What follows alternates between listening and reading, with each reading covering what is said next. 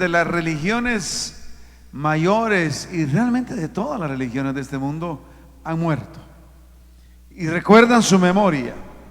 Nosotros realmente, mi hermano y mi hermana, no recordamos la memoria de Cristo porque Él está vivo, porque Él está entre nosotros, está en cada uno de nosotros.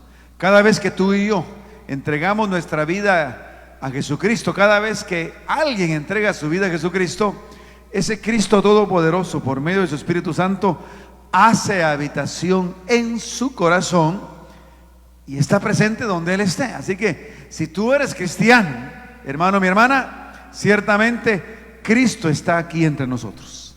Él está aquí. Hoy en la mañana una persona entregó su vida a Jesucristo. Hay un nuevo nombre escrito en ese libro de la vida, y eso hace, hermano y mi hermana, de que confirme el poder, la gracia y la vida en Cristo Jesús. Por eso hoy celebramos de que Jesucristo no solamente murió en aquella cruz del Calvario, un viernes, sino que llegó el domingo, y al llegar ese domingo Él resucitó. La tumba no lo pudo contener, sino que el Señor resucitó, venció la muerte con poder. Y por eso hoy vamos ciertamente a hablar sobre lo que es la resurrección de Jesucristo. Y ya mi hermano Juan leyó un pasaje precioso. Cada uno de los evangelios narra de una manera particular el mismo evento que es la resurrección. Ahora, en esta oportunidad, en este año, nos hemos concentrado en el evangelio de Juan, y nuestro hermano Juan leyó la experiencia que Jesús tuvo con María Magdalena, ya resucitado. Ahora, la narrativa, lo que vemos allí en los versículos del 11 de adelante del capítulo 20 de Juan, es lo que nuestro hermano Juan leyó, es lo que Jesucristo hizo con María. Y ahí me encanta esa escena, ver a Jesús camino al Padre. Mira, cosa más tremenda. Porque cuando habla con María, le dice: aún no he llegado a mi Padre. Por eso le digo: no me toques, porque aún no he llegado a mi Padre. Imagínense ustedes, yo no sé a usted, pero cuando algunas veces estamos con prisa, ¿no? Anda uno con prisa y viene alguien y uno conoce a ese alguien, uno dice: no tengo tiempo, y se medio hace así, ¿verdad? Para no saludar, ¿verdad? Así hace uno, ¿verdad? Porque no le queda tiempo. Ahora imagínense, Jesús dio su vida en ese momento, iba camino al Padre y de repente ve a María ahí y se detiene. Eso es grande. Eso es grande, que Jesús en ese momentico consideró que valía la pena el detenerse por María antes de ir a ver a su Padre. Mira, tú estás acá porque el Señor ha considerado que tú vales la pena, y Él se ha detenido hoy por ti para hablarte y para hablarnos. Así es nuestro Dios. Ese es el Señor a quien tú y yo servimos. Pero me gustaría leer este pasaje que inicia en el versículo 1 del capítulo 20 de Juan, que es lo que ahora tiene nuestra atención, y dice: el primer día de la semana, es decir, domingo, María Magdalena fue de mañana, siendo aún oscuro, al sepulcro, y vio quitada la piedra del sepulcro. Entonces corrió y fue a Simón Pedro y al otro discípulo, que era Juan, aquel al que amaba a Jesús, y les dijo: se han llevado del sepulcro al Señor y no sabemos dónde le han puesto. Y salieron Pedro y el otro discípulo y fueron al sepulcro. Corrían los dos juntos, pero el otro discípulo corrió más a prisa que Pedro. Es decir, Juan corrió más rapidito, probablemente porque era más jovencito, y llegó primero al sepulcro. Y bajándose a mirar, dice, vio los lienzos puestos ahí, pero no entró. Luego llegó Simón Pedro tras él y entró en el sepulcro y vio los lienzos puestos ahí y el sudario que había estado sobre la cabeza de Jesús, no puesto con los lienzos, sino enrollado en un lugar aparte. Entonces entró también el otro discípulo que había venido primero al sepulcro y vio, ¿y qué dice? Y creyó. porque aún no habían entendido la escritura, que era necesario que Él resucitase de los muertos. Y dice, y volvieron los discípulos a los suyos. Eso fue lo que pasó. Jesús murió el viernes y el domingo, muy de mañana, ya siendo domingo, resucitó. La tumba no le contuvo. Y eso es lo que nosotros, tú y yo, hoy celebramos. Celebramos ese gran evento en el cual tú y yo somos parte y tenemos vida en él. Ahora, yo quiero compartir contigo 4 elementos de manera muy rápida, 4 elementos muy importantes que tenemos que entender de la muerte de Jesús y de su resurrección, que es muy importante entender. El primero es que la muerte y resurrección de Jesucristo, la vida del Señor, fue un evento planeado. Dios es un Dios soberano, y en la soberanía de Dios Él establece un proyecto y un plan para nosotros. Me llamaba la atención el escuchar a un médico hablar de la manera en que tú y yo estamos compuestos. Y él decía que en todo ser humano tiene en su integridad humana, desde que nace, cerca de 400 elementos constitutivos que van a marcar su vida, que van a determinar cómo ve la vida, cómo camina en esa vida, qué hace, qué no hace. 400 elementos constitutivos. Y que nosotros, los que somos padres, ciertamente no podemos cambiar esos elementos constitutivos, sino que este doctor decía que nosotros como padres, más que vernos como ingenieros de nuestros hijos, nos veamos como pastores de nuestros hijos.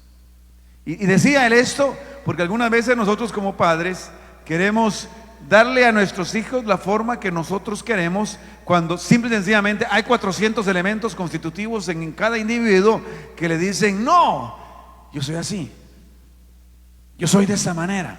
No está consciente, pero simple y sencillamente su forma de pensar, de hablar, de conducirse, manifiestan esos 400 elementos constitutivos que vienen en su DNA, que vienen en su identidad propia, que vienen en su genética. Dice, debemos no trabajar con nuestros hijos como ingenieros, sino como pastores. Me refiero a pastores del rebaño de animalitos, ¿verdad? ¿Y cómo hacen esos pastores? Dice que simple y sencillamente las ovejas son ovejas, y lo mejor que puede hacer con ellas es llevarlos a mejores pastos. Y en la medida que un pastor lleva a esas ovejas a mejores pastos, esa oveja se va a desarrollar con esos elementos constitutivos que ella tiene de la mejor manera. Ahora, ese grande que diseñó a cada uno de nosotros con esos 400 elementos constitutivos en nuestra genética, en nuestro ser, en quienes nosotros somos, se llama Dios. Se llama Dios. Dios nos creó. Dios nos creó con un propósito específico. Y Jesús no es un ser creado porque no fue creado, porque Él es Dios. Pero el Señor lo envió a esta tierra con un propósito.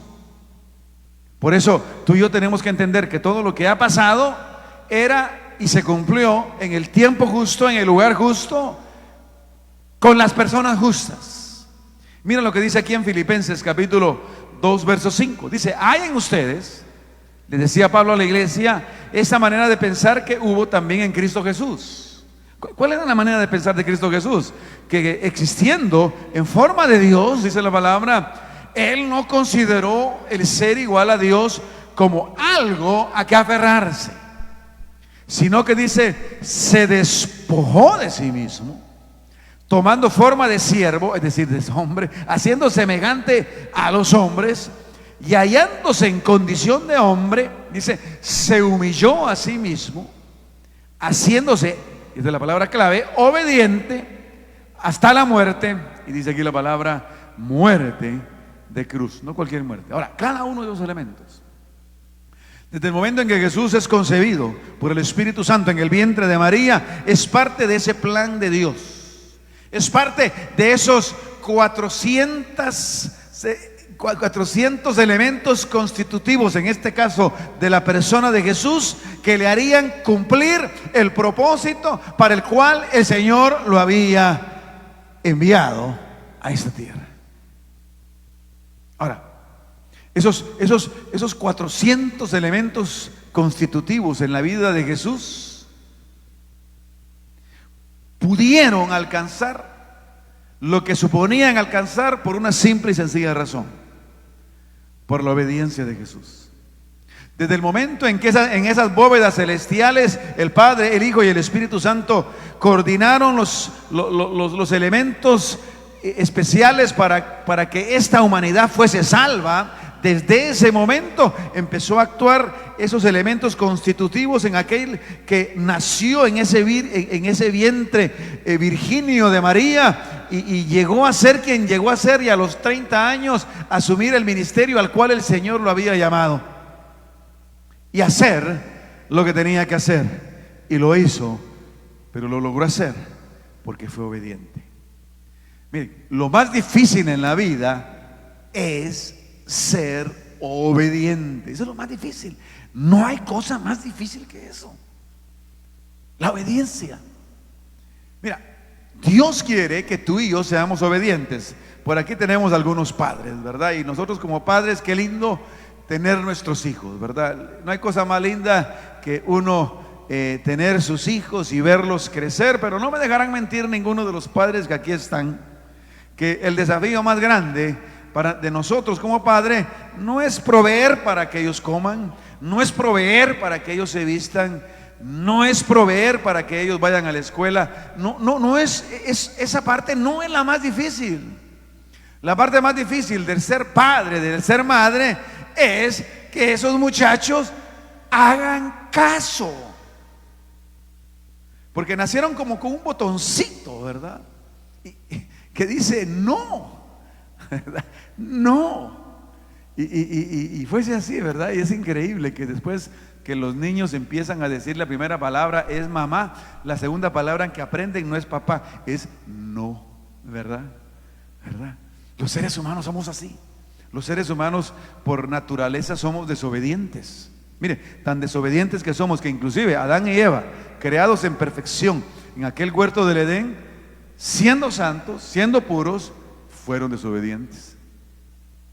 Ahora, la diferencia con Jesús fue que Él no fue desobediente, sino que dice que fue obediente y haciéndose hombre, y no solamente eso, siendo hombre, humillarse a sí mismo, y no solamente humillarse a sí mismo, sino que estar dispuesto a ir a la muerte por nosotros, y no cualquier muerte, sino la muerte de cruz. Y en un elemento de la ley hebrea dice que maldito aquel que es colgado en una cruz. Es decir, Jesús se hizo maldición por ti y por mí. Ahora, todo eso estaba planeado. Déjame decirte, tú que escuchas ahora, Dios tiene un plan para tu vida. Dios tiene un plan para tu vida. De la misma manera que el Señor estableció un plan para Jesús siendo hombre, Dios establece un plan para tu vida. Ahora, lo único que necesita el Señor de ti es que seas obediente.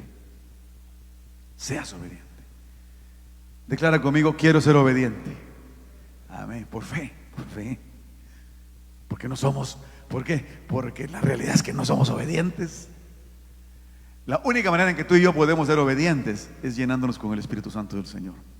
Por eso Jesús, recuerdan ustedes al inicio de su ministerio allá en el río Jordán, cuando Juan el Bautista estaba bautizando, al verlo a la distancia le dijo: he aquí el Cordero de Dios que quita el pecado del mundo. Y era Jesús.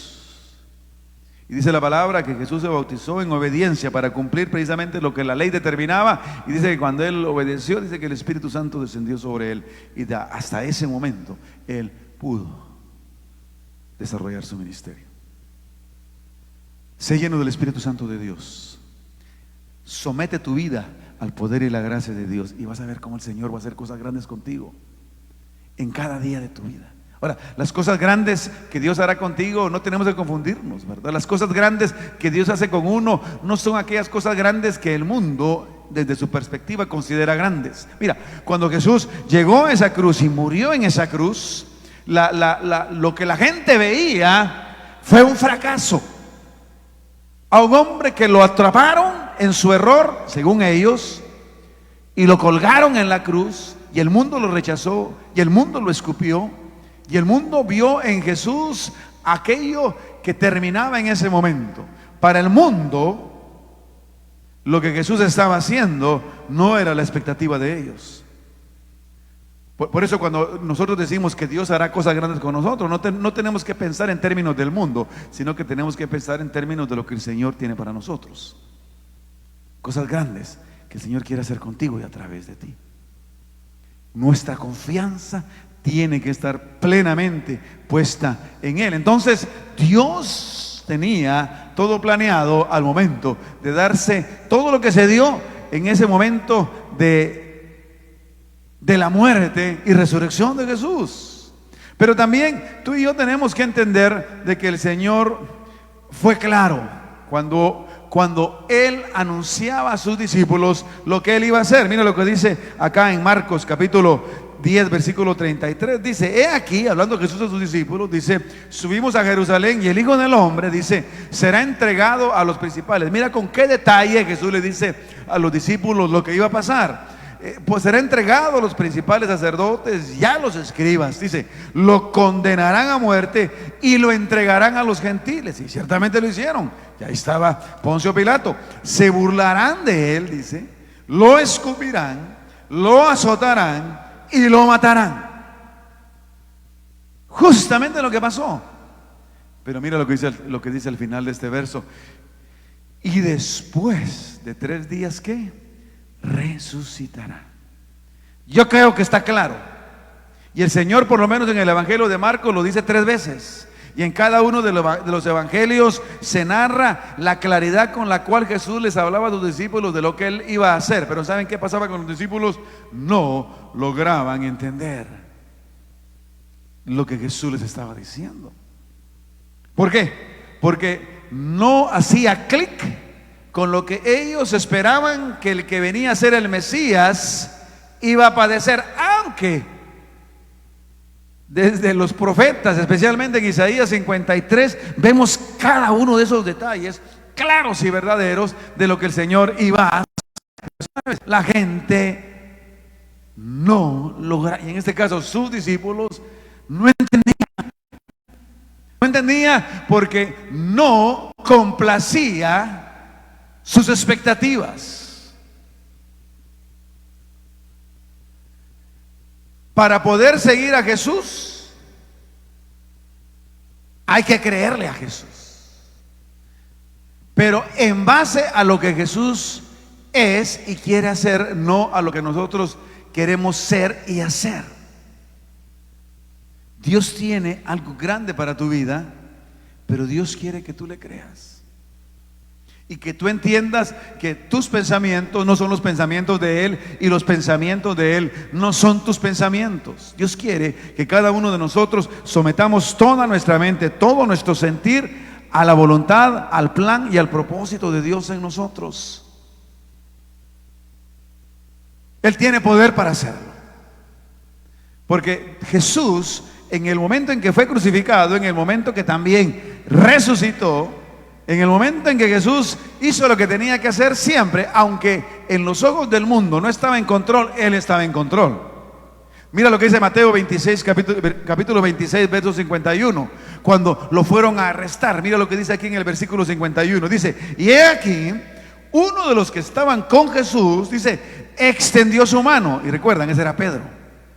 Sacó su espada y, golpeando a un siervo del sumo sacerdote que se llamaba Malco, dice, le cortó la oreja.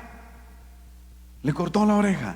Entonces Jesús le dijo: vuelve tu espada a su lugar, porque todos los que toman espada, dice, a espada perecerán. Y más adelante dice que Jesús cogió la oreja y se la puso de regreso a Malco. Pero mira, lo que sigue diciendo aquí, esta es la parte importante que tú y yo tenemos que entender. Mira lo que le dice Jesús a ese discípulo que quería hacer las cosas que el Señor tenía para él, pero a su manera. Mira lo que dice Jesús: ¿o piensas que no puedo invocar a mi Padre y que Él, es decir, el Padre, no me daría ahora mismo más de 12, dice, legiones de ángeles? Miren, eso es grande. Un solo ángel del cielo puede destruir esta tierra en un soplido. Cualquier ángel del cielo puede destruir esta tierra en un soplido.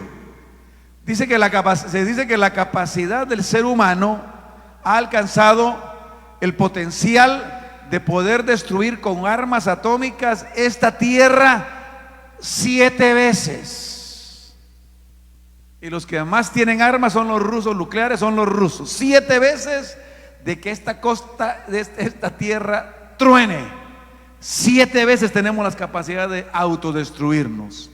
Mira, el Señor no necesita tanto. Con un ángel destruye esto, toda la Vía Láctea, todo el sistema solar, todo el universo si quiere, con un solo ángel. Ahora imagínense ustedes, 12 legiones.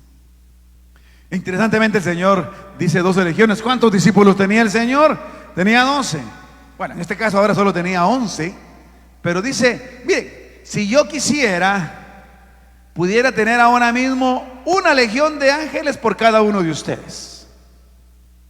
Algunos dicen que una legión puede ser de 2,000 o puede ser de 5,000. Ya sea 2,000 o 5,000, son muchos. En otras palabras, Jesús les dice: mira, hijo, hija, Pedro, Pedrito, entiende. Yo estoy haciendo esto porque quiero, en la manera que quiero. Escucha, Dios está haciendo lo que está haciendo en ti, en la manera que Él quiere hacerlo en ti. Dios no necesita que tú y yo le demos una idea de cómo hacer mejores las cosas. Él puede hacerlo. Él está en control. Si tú quieres disfrutar del control del Señor, sométete a la manera del Señor. En medio de esta circunstancia, Jesús pudo encontrar paz. ¿Por qué? Porque Él sabía que lo que estaba haciendo estaba en el control de su Padre. Miren, el problema muchas veces cuando uno se pone nervioso, yo no sé cuántos nerviosos hoy podrán estar acá, afligidos por lo que está pasando en sus vidas. Algunas veces esa aflicción que consume nuestra mente, que consume nuestro ser, que consume lo que somos, que nos preocupa, que nos mantiene despiertos durante la noche, que nos hace dormir durante el día, eso que nos hace preocupar una y otra vez, hermano y mi hermana, muchas veces es consecuencia de que no estamos poniendo nuestra confianza en quien tenemos que ponerla. Pedro estaba poniendo su confianza en la espada que él tenía en su mano. Pobre Pedro, con esa espada quería enfrentarse al ejército de los sacerdotes. Con esa espada quería enfrentarse al ejército romano. Estaba loco. Pero algunas veces nosotros hacemos eso. Queremos sacar nuestra espadita para ver qué pasa. Mira, si tú y yo tratamos de pelear nuestras batallas en y con nuestras fuerzas, nuestro destino es la muerte. Pero cuando tú y yo estamos dispuestos a entender lo que el Señor quiere hacer, a entender la capacidad real del Señor en cada uno de nosotros, cuando hacemos su voluntad, déjame decirte, no hay hombre, no hay fuerza, no hay ejército que pueda resistir a los hijos de Dios, a ti que eres hijo e hija de Dios, en lo que el Señor quiere hacer en tu vida. Pero necesitas confiar en Dios. Jesús le dijo eso a Pedro. Ahora mira, recordamos cómo es que Jesús también llegó a ese punto. Unos minutos antes de este evento, recordamos cómo Jesús había estado en ese huerto del Getsemaní, dice la palabra, orando. Y oró 1 hora y Pedrito, Juanito y Jacobito se durmieron. Luego les dijo, miren muchachos, ayúdenme a orar. Y se fue otra vez a orar, oró otra hora. Y cuando regresó, Pedrito, Juanito y Jacobito seguían dormidos. Mira, Pedro sacó esa espada porque no había orado lo suficiente. Cuando tú y yo no oramos lo suficiente, no nos metemos en el Señor lo suficiente, empezamos a sacar espadas que no nos van a servir para nada. El Señor Jesús puede llamar una legión, 2 legiones, 6 legiones, 12 legiones de ángeles para que protejan tu vida. Es mejor confiar en lo que el poder de Dios puede hacer que en lo que el poder de nuestra espada puede hacer. Jesús tenía claro lo que el Señor podía hacer y lo que Él quería hacer, porque dice acá en la última parte de ese verso, dice entonces, dice, ¿cómo se cumplirán las escrituras? Lo que el Señor quería cumplir era que tú y yo fuésemos salvos, porque el Señor vino a salvarnos. Mira lo que dice probablemente el versículo más conocido de los hijos de Dios en esta tierra, Juan 3:16, pero hasta el 18. Mira lo que dice: porque de tal manera amó Dios al mundo, que ha dado a su Hijo unigénito, para que todo aquel que en Él cree no se pierda, mas tenga vida eterna. Ahora mira, porque Dios no envió a su Hijo al mundo para condenar al mundo, sino para que el mundo sea salvo por Él. La semana pasada no recordaba yo esta parte que les dije a los hermanos discípulos, y le dije, porque Dios no envió a su Hijo al mundo a condenar al mundo. Jesús no vino a condenar al mundo. Algún día el mundo será condenado, pero Él no vino a condenar al mundo, sino que vino a que el mundo fuese salvo por Él. Dice, el que cree en Él no es condenado, pero el que no cree, ¿qué dice? Ya ha sido condenado, porque no ha creído en el nombre del unigénito Hijo de Dios. Ahora, yo quiero hacerte una pregunta. ¿Crees en Jesús? Gloria a Dios. Los de allá no creen, solo ustedes. Pero está bueno, porque lo estaba viendo a ustedes. Les voy a dar la oportunidad a los que están de este lado. Les pregunto, ¿creen ustedes en Jesús? Amén. Aquí son menos, pero gritan más. Está bueno. Amén. Mira, Dios es grande. Y yo quiero que tú en tu corazón pongas esto, porque esta es otra artimaña del enemigo. Si tú crees en Jesús, le has dado tu vida a Jesús, tu corazón a Él, mira, tú tienes que creer que tu nombre está escrito en ese libro de la vida y que tú eres salvo. Que hay esa seguridad plena que si Cristo viniera hoy, tú te irías con Él. ¿Cuántos creen desde lo más profundo de su alma que si Cristo viniera en este momento se irían con Él? Amén. A eso vino Jesús, para que todo aquel que cree en Él pueda desde lo más profundo de su alma estar seguro que su nombre está escrito en el libro de la vida, y que cuando Cristo nos veamos con Él cara a cara, nos iremos con Él. Ahora, ciertamente tú y yo, siendo salvos, aprovechando el sacrificio de Jesucristo en la cruz del Calvario y su resurrección y venciendo a la muerte, tú y yo teníamos que vivir como tales. Tú y yo tenemos que vivir como hombres y mujeres que creen en el Señor. Tú y yo tenemos que vivir como aquellos que han puesto en su corazón y en su alma toda su confianza en Él. Y en este tiempo, especialmente hoy, domingo de resurrección, es el tiempo en el cual tú debes de determinar a vivir tu vida conforme a la voluntad de Dios. No conformarte con menos, sino vivir tu vida conforme a la voluntad de Dios, conforme al plan de Dios para tu vida. Este es el tiempo, este es el año. Estamos en el 2023, hermano y mi hermana. Yo no sé por cuántas veces tú has tratado de vivir tu vida para el Señor, pero déjame decirte, si has tratado 10 veces, pero 10 veces has fallado, déjame decirte, en la 11 el Señor te va a ayudar, Él te va a levantar. Este es tu año de consagrarte plenamente al Señor, de dejar que el Señor haga con tu vida lo que Él quiere hacer.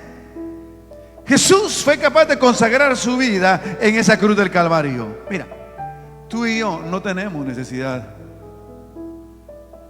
de clavarnos en una cruz. Escucho que el viaje misionero de este año va a ser a las Filipinas.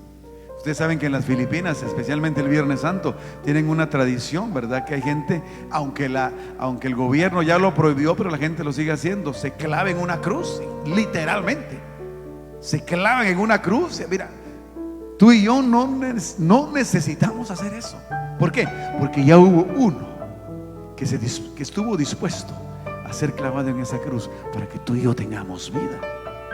Pero siendo agradecidos con aquel que dio su cruz, su vida en la cruz del Calvario, lo que tú y yo tenemos que hacer hoy es entregarnos plenamente a Él. Decirle: Jesús, gracias, yo te sigo todos los días de mi vida. Este es tu año. Este es el tiempo de consagrar toda tu vida a Él. Y déjame decirte, el Señor manifestará su gloria en ti, por ti y a través de ti.